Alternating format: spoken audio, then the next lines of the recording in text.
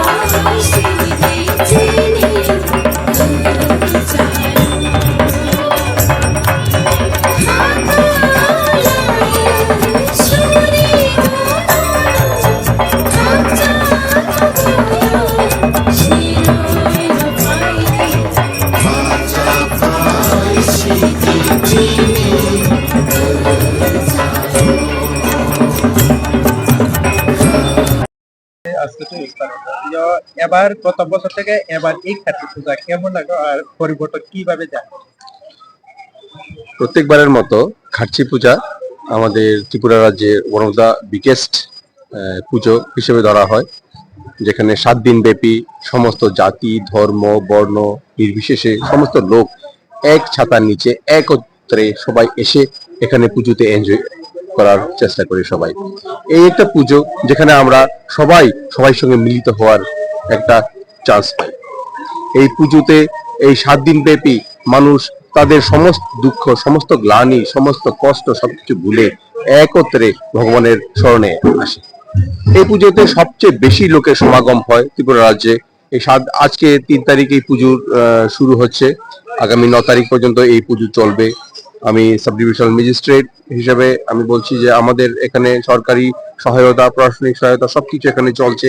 তার পাশাপাশি যেভাবে পুণ্যার্থীদের এখানে সমাগম হচ্ছে, যাতে তাদের প্রপার সিকিউরিটি হয়, তাদের যেন প্রপার ডিসিপ্লিন ওয়েতে ওদের এন্ট্রি এক্সিট এগুলো হয়, তারপরে যেন কোনো মানুষ কোনো দুর্ঘটনাগ্রস্ত না হয়, যেন সবাই সবকিছু এনজয় করতে পারে এবং সবাই একত্রে এখানে ঠাকুর পুজো দিতে পারে। তার জন্য আমার থেকে সবার প্রতি আমার আহ্বান থাকবে যে সবাই একত্রে এখানে যেন পুজোর আরাধনা করতে পারে।